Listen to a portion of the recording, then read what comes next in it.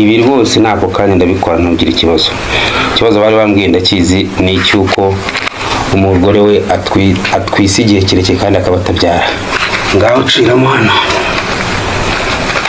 ciranga kwibuka byo cyongera nanone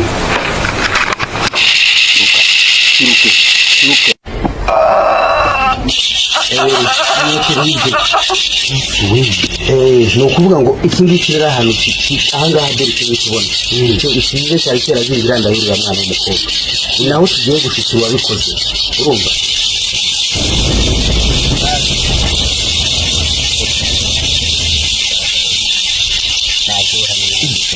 Muri kumvika mana we yo muri kumvika